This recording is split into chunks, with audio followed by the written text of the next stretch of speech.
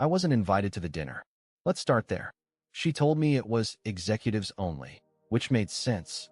Kalisa had just been promoted to VP of branding, and I was, well, the high school art teacher who smelled like dry erase markers and disappointment most days. So I stayed home like the supportive husband I am. I even did the dishes, folded the laundry, fed her cat. Not our cat, hers. She made that distinction early in the marriage.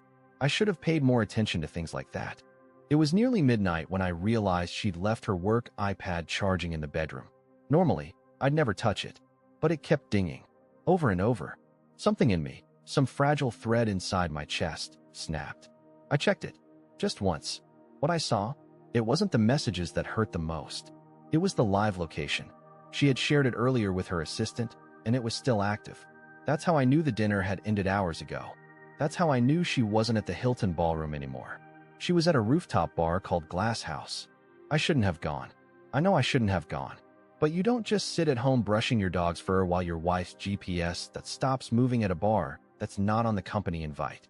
I drove downtown. Didn't even put on shoes. Just socks and slides. Parked 2 blocks away because I couldn't stomach pulling up right in front of the scene of my potential heartbreak. I told the hostess I was there to surprise my wife. She didn't question it. The elevator opened on the rooftop. Music, laughter, expensive laughter, the kind you fake in front of clients. And then, there she was. Kalisa, my wife, my whole world, in a backless black dress I'd never seen before, laughing like a teenager while a man half a head taller than me leaned down and kissed her, right in front of a dozen people, right on her mouth. I didn't shout. I didn't cry. I walked straight up, heart hammering, and I said, "You just destroyed our marriage." She turned toward me, slowly. Her mouth still glistened with the guy's cologne. Her teeth, her perfect white teeth, had a trace of red lipstick smeared across them. Not her lipstick. And she smiled. "Brennan," she said, cool as the martini in her hand, "you're mistaken." Just like that. "You're mistaken." That's when everyone turned to look at me, like I was the one causing a scene, like I was the uninvited embarrassment. And I stood there, paralyzed. But I wasn't mistaken, because 2 hours earlier, someone had sent me a video, a shaky, badly lit clip taken from behind a wine rack, and what it showed would prove everything. I just hadn't opened it yet. I left the rooftop without saying another word. I couldn't. My throat was a locked door, and behind it was every scream I swallowed for years. I walked like a ghost through the lobby, through the parking lot, through the night. I don't even remember unlocking the car. My hands were trembling so badly. I dropped my phone twice before I managed to sit down. But when I did, I opened that message. No sender name, just a number I didn't recognize and the words, "Thought you should know." Attached was a video file, barely 10 seconds long. My fingers hovered over it. I hesitated, thinking maybe this was all too much. Maybe I was about to see something I couldn't unsee. But then I remembered her smile, her lipstick, the man's hand on the small of her back. "You're mistaken." No, I had to see it. I pressed play. The video was grainy, shaky, taken from behind a wine rack, just like I suspected. It showed a dimly lit private lounge, not the rooftop, not the main ballroom, but some tucked-away side room with a velvet couch and champagne flutes on the floor. At first, it was quiet. Then she appeared. Kalisa. And the man. He pulled her onto his lap. She didn't resist. In fact, she leaned in like it was routine, like this was just another Tuesday for them. They laughed, whispered. His hands were everywhere. And then she said it. Clear as day. "He has no idea. He still thinks I'm working late with Celia." They both laughed. I felt physically ill. The video ended before it got worse. But it didn't need to continue. 10 seconds were enough. 10 seconds collapsed our 6-year marriage. 10 seconds killed every moment I ever believed we were happy. My stomach turned. I had to open the door just to throw up into the street. My hands were still shaking as I sat there, head pounding, world spinning. I don't remember how long I stayed parked. Hours maybe. Long enough for my phone to die. Long enough for the numbness to wear off and the rage to creep in. When I finally walked through the front door of our apartment, the lights were off. The air was heavy with the scent of her perfume. Her heels were by the couch, neatly placed like nothing was wrong. I sat on the edge of the coffee table, staring at the front door, waiting. At 2:13 a.m., she came in. She looked surprised to see me, but only for a moment. Then she did what she always did when she got caught in something she couldn't immediately explain. She smiled and tried to control the narrative. "Brennan," she said softly, like I was a wounded child. "I was going to call. It went late. There was. I saw it." She blinked. "Saw what?" "The video. The lounge. Him. You." The smile didn't vanish. It shattered. Her mouth froze half open. Her keys slipped from her hand and hit the floor with a pathetic jingle. "You weren't supposed to," she began, but the words died before they reached me. I stood up. She took a step back, and I said it again, louder this time. "You weren't supposed to what, Kalisa? Get caught? Have proof? Let me know I'm not crazy?" She tried to speak again, but I shook my head. I didn't want answers anymore. I wanted to disappear. But before I could, I saw her phone light up in her purse. A new message. From that same number. She wasn't just cheating on me. She was being watched. I didn't reach for her phone right away. I just stared at it buzzing inside her purse like it was some kind of live grenade, and I was too stunned to move. Kalisa didn't seem to notice. Or maybe she did, but at that point, she was more focused on damage control. She kept repeating, "This isn't what you think," like those words could magically rewind time and erase the lipstick from her teeth, the video from my inbox, the betrayal that had already taken root in my bones. But I wasn't listening to her anymore. I couldn't. Instead, I picked up her phone and saw the preview on the lock screen. "Unknown number. He knows. You better pray that's all he knows." I looked at her. Her face went white. "You know that number too, don't you?" I asked. "You're not just afraid of what I saw. You're afraid of them." She grabbed for the phone, but I pulled it away. "Who is it?" I demanded. She hesitated. Then the performance fell apart completely. It's complicated," she muttered. "No," I said. "Complicated is forgetting an anniversary. Complicated is one fight too many. This is something else." She sat down, suddenly exhausted, like all the energy she used to juggle her lies had just burned out. Her voice dropped to almost a whisper. "I don't know who they are. They started messaging me 2 weeks ago. At first, I thought it was just spam. Then they started describing things. Where I was, who I was with, exact conversations. They sent me screenshots of my own texts. Stuff I deleted." I felt a chill crawl down my spine. "So what? Someone's spying on you? On us?" She nodded slowly. "They know about him. And now they know about you knowing." I ran a hand down my face, trying to process.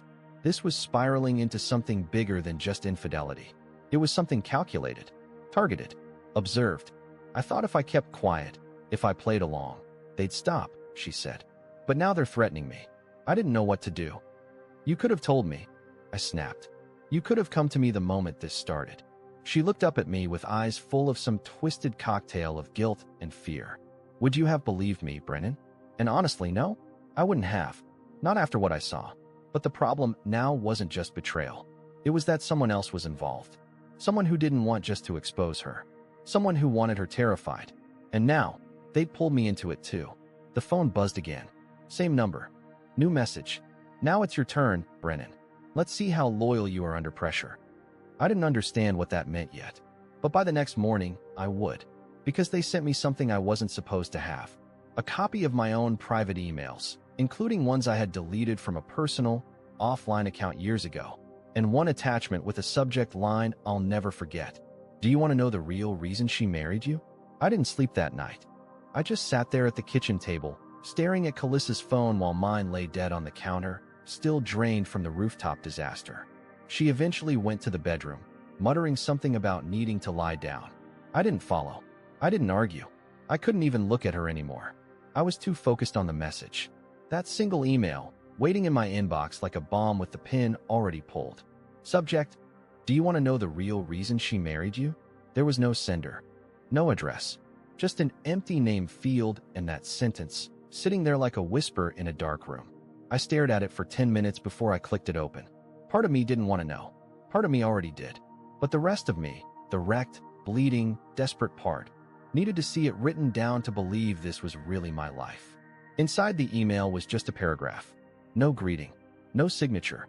She told him you were a placeholder. A stable name. Someone whose boring routine and safe career could fund her ambitions while she figured out what she really wanted. She married you because you were never a risk. Just a resource. Her actual feelings? Read the file below. There was an attachment, PDF, titled Kalissa Confessions, Transcript, TXT. I downloaded it with shaky fingers, half expecting it to be fake. Maybe AI generated. Maybe a scam. But the moment I opened it, I knew it was real. It was a conversation, transcribed line by line, with timestamps. And her name, Kalissa. No, he's not abusive. He's just there, you know? Like a couch you never liked, but keep because it fills the space. Unknown male. So why marry him? Kalissa. Because I needed a foundation. Brennan's safe. Predictable. He doesn't challenge me. And he worships me, which is convenient. Unknown male. But you don't love him? Kalissa. No, not like that. I don't think I ever have. I dropped the laptop. I actually dropped it. It hit the floor with a dull thud, and I didn't even care. I couldn't breathe. I wanted to scream, or laugh, or disappear entirely. My ears were ringing. My eyes burned. My heart wasn't just breaking, it was rejecting reality. 6 years. 6 years of cooking her favorite meals, remembering her dentist appointments, buying backup pairs of her favorite eyeliner when it went out of stock, and folding her laundry the way she liked, even though she never once thanked me for it. I was a couch, a placeholder, something convenient until she figured out who she really wanted to be. And the worst part? I believed her when she said she married me because I made her feel safe. I believed every compliment, every thank you, every I love you, she whispered half asleep. I thought those were real, but they were lines, not from a play, but from a script she was improvising as she went, one that someone else had now exposed. Then I noticed something strange in the transcript. A second voice, another name, Santiago. It wasn't the man from the rooftop. It was someone else entirely. And his questions were leading, deliberate. He wasn't just flirting.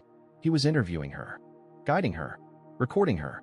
And suddenly, the pieces began falling into place. This wasn't just a lover's betrayal. This was a setup. Someone had been collecting her secrets, filming her conversations, leaking them in pieces like a sick game. And I was just the final player they needed to destroy her completely. Or maybe to destroy us both. Because 5 minutes later, another message hit her phone. From the same number. If you don't leave her by tomorrow, Brennan, we will. I didn't sleep. Again, I stayed at the kitchen table, fingers clenched together, waiting for the sun to rise like it might somehow burn the truth away. I couldn't get her words out of my head. Her voice from the transcript, so casual, so cold, calling me convenient, comparing me to furniture, like I wasn't a person who built his life around her, like I was just something she sat on while her real life passed by. And then there was Santiago. That name, it stuck with me. It clawed at something in the back of my mind. I'd never heard her mention him, never seen the name pop up on her calls or messages. But the way he spoke in that transcript, how smooth, how in control he sounded.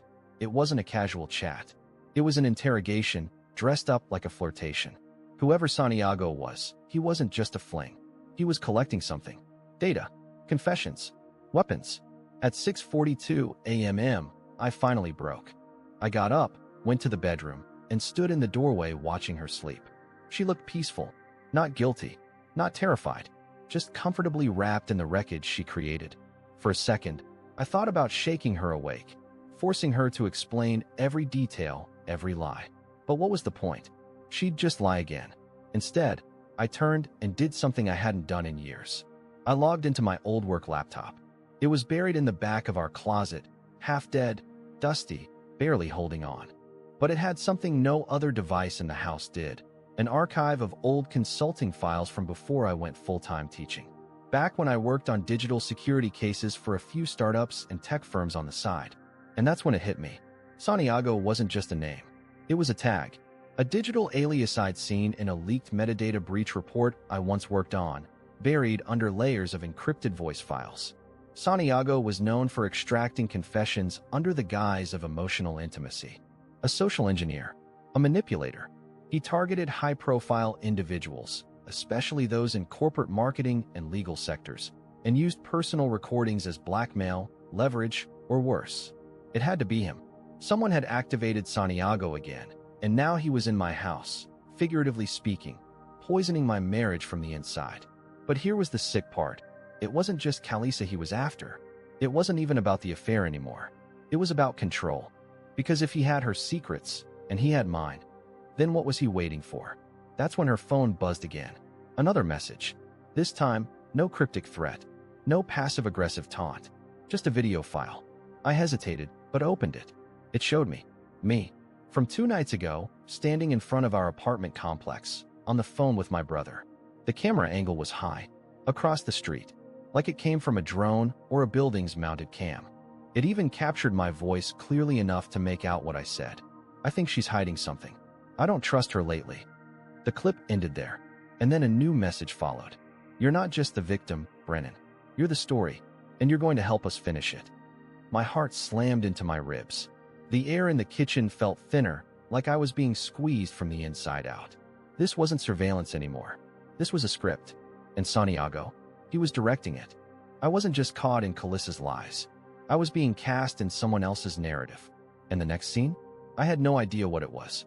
But I was done waiting to find out. By sunrise, I wasn't Brennan the husband anymore. I wasn't the quiet guy in the background, the dependable one. The one who ignored the late nights and the emotional distance and the lipstick stains on coffee cups that weren't hers. I wasn't even the betrayed man. I was something else now. Something they made me into. And I could feel it growing in my chest like a second heartbeat, rage mixed with clarity. Santiago had made a mistake. A big one. He thought I'd play along, that I'd break down and run or spiral into silence. He didn't know me as well as he thought. I'd lived a whole life being underestimated. Teachers, family, Kalisa, they all assumed I'd just accept what I was handed, take the safer route, apologize even when I wasn't wrong. And for years, I did. Until now. I knew what I had to do. But first, I had to make Kalisa talk. I walked into the bedroom. She was awake, scrolling through her phone like it was any other Thursday morning. For someone who'd been exposed, recorded, and cornered, she looked normal. It made me sick. Who else knows? I asked without preamble. She blinked.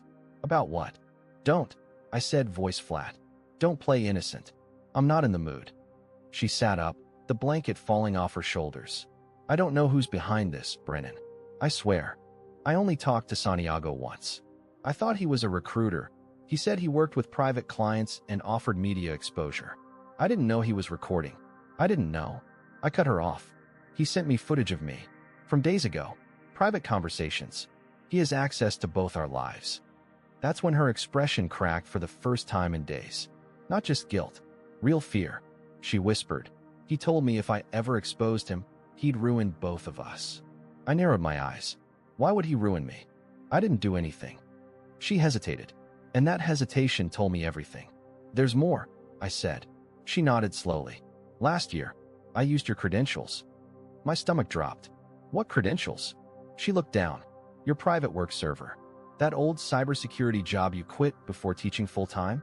I used your access to pull internal brand data for a presentation. I thought no one would trace it. I just needed the numbers. But Santiago said it wasn't a coincidence. That's why he found me. He said he'd been watching me ever since. I couldn't believe what I was hearing. She'd used my old corporate clearance, something I never even mentioned to most people, just to impress a room full of executives. She had no idea what back doors she might have opened or who came crawling through them. And now I was the one being watched like I was the threat. It wasn't just betrayal anymore. It was digital treason. And the worst part? Santiago didn't just want leverage. He wanted a story, something dramatic, something that would destroy reputations in every direction. A wife who used her husband to commit a breach. A husband who found out and retaliated. A meltdown. A scandal. A public collapse. That's what this was. A script. And we were just his unwilling actors. That's when I made a decision I never imagined myself making. I told her to get dressed. Where are we going? She asked, voice shaking. To the one place Santiago doesn't control, I said. She narrowed her eyes. And where's that? I looked her dead in the eye. My mother's basement. Middle of nowhere. No signal, no Wi-Fi, no hidden mics, and no one who'll believe we're important enough to spy on. She looked like she wanted to argue. She didn't. We packed light. No phones. No laptops. Just printed documents, burner cash, and the clothes on our backs. We were going off-grid. Because I finally understood something Santiago hadn't accounted for. You can manipulate people who don't know the truth. But once you show a man everything, once you break him open and pour the ugly truth in, you better hope he doesn't survive it. Because if he does, he'll be dangerous. We drove in silence for 3 hours straight. No music, no podcasts, just the low hum of tires on asphalt and the occasional shifting of Kalisa beside me. She kept glancing out the window like she was afraid Santiago had eyes in the trees. I didn't say anything to her. Not because I was angry. I was well past that, but because I didn't know which version of her I was sitting next to. The woman who shared my bed for 6 years, or the woman who casually called me a placeholder to a stranger with a recording device. By the time we reached the dirt road leading to my mother's place, the sun was already leaning west. I parked behind the barn, far from the main road. We left everything in the car except one duffel bag she insisted on carrying herself. That, in hindsight, should have been the clue. Mom wasn't home. She rarely was anymore. Spent most of her time in town volunteering or playing canasta with neighbors who still called the internet the devil's megaphone, which made her house perfect. No routers, no smart devices, just thick walls, old carpet, and the kind of stillness that made every whisper feel like a scream. I sat up in the den. She paced the hallway. Then, when she thought I wasn't looking, she slipped into the guest room and locked the door. I gave her an hour. I didn't knock. I didn't ask if she was okay. I waited, and when I heard the soft zip of the duffel bag open, I crept down the hall barefoot, heart pounding in my ears. I didn't want to be the guy who spied on his wife. But then again, she wasn't really a wife anymore. Not in the way that counted. The door had a thin gap at the bottom, enough to see her silhouette kneeling by the bed. She pulled something from the lining of her bag, a folder, black, unmarked, with a faint red crease down the spine like it had been folded wrong at some point and smoothed out. She opened it and started reading. Quietly, slowly, like the pages were instructions to defuse a bomb. I backed away before she saw me. Waited until she left the room to use the bathroom. Then I slipped inside. The folder was still on the bed. Inside were printed emails, screenshots, transcripts. Not from Santiago. From her. Messages to someone named Marcus. Months of communication. All business at first, about digital branding strategies, logo design, the rollout of some internal campaign. But then the tone changed. Kalisa, I need this to work. He can't find out until I have full access. Marcus, we're almost there. Just a few more data pulls, and you'll be free of him. We both will. Kalisa, he's so trusting. It's pathetic. I almost feel bad. Marcus, don't. You're doing this for a reason. For us. I froze. This wasn't just cheating. This was orchestration. She had used my name, my credentials, my blind loyalty, all to access restricted corporate data and funnel it to some man named Marcus. Santiago wasn't the main threat. He was a side effect. A predator who noticed a wound. She had opened the wound. Suddenly, I wasn't just a betrayed husband or an accidental accomplice. I was the fall guy. The digital trail would lead back to me. The IP logs, the credential stamps, the firewall access. My old job's buried systems still carried my name, my clearance. And now, someone else had used it to punch holes in a billion-dollar corporation's security and frame me for it. My head was spinning. I stumbled out of the guest room just as she stepped out of the bathroom, drying her hands with a towel. She saw my face. She knew. You read it, she said quietly. I nodded. You were never afraid of Santiago, were you? She didn't answer, but her silence said everything. Then I asked the only question that still mattered. Who is Marcus? She hesitated, then whispered, he's the man I should have married. I didn't scream. I didn't hit anything. I just stood there as the weight of it all collapsed on top of me. The lies, the manipulation, the years she spent plotting, smiling, pretending. And then she added, almost as an afterthought, but I don't think he's who he said he was either. That's when the lights in the house flickered. Once, twice, and then went dark. We weren't alone anymore. The power didn't just flicker, it vanished. The house went so quiet I could hear my own breath hitching. Kalisa stood frozen in the hallway, eyes wide, hands trembling slightly at her sides. Somewhere outside, a dog barked once, then stopped. I don't know what I expected, maybe a crash, a voice, a warning. But there was just stillness. I grabbed the emergency flashlight from the kitchen drawer and swept its narrow beam through the living room. No movement, no sound. Kalisa stepped in behind me, whispering, "Do you think it's him?" I didn't answer. I didn't need to. I walked straight to the breaker box. Everything was off. Every switch. But not tripped. Just flipped. Deliberately. Like someone had been inside. but there were no broken locks, no open windows, just us. And then her phone, which she had tucked in her jacket since the drive, buzzed once with a soft vibration. No screen lit up. It was off, fully powered down. I checked it myself, but it vibrated again. Then again. Something was wrong.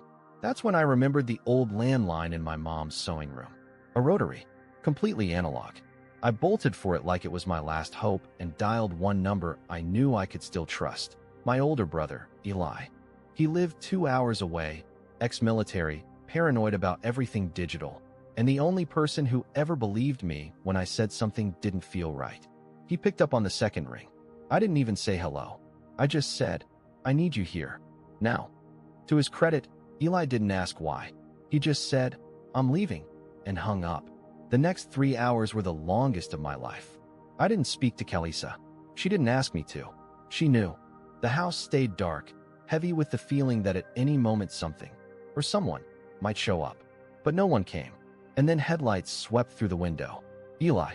He came armed, of course. Not with weapons, but with knowledge.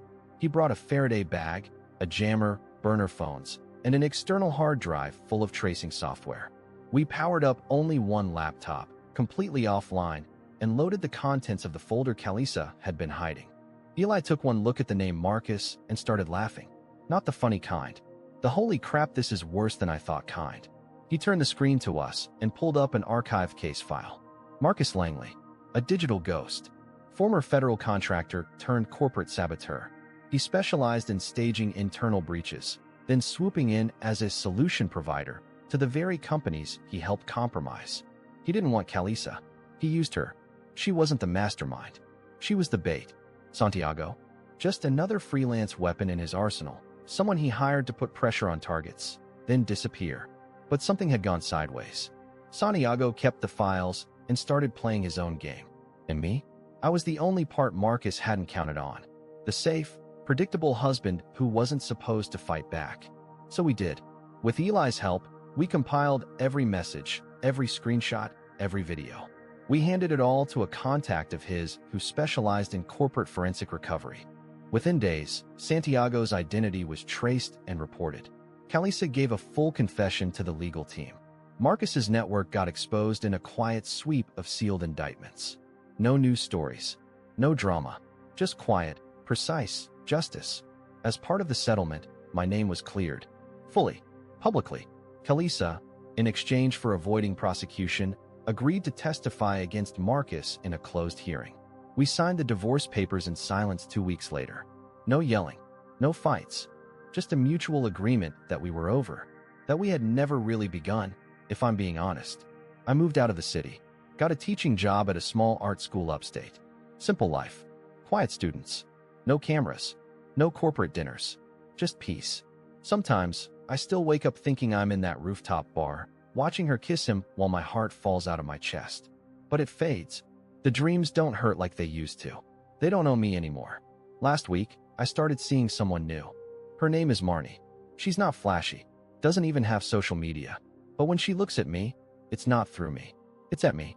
And when I talk, she listens like my words matter. No secrets, no games, just presence. And I'm not a placeholder anymore. I'm finally home.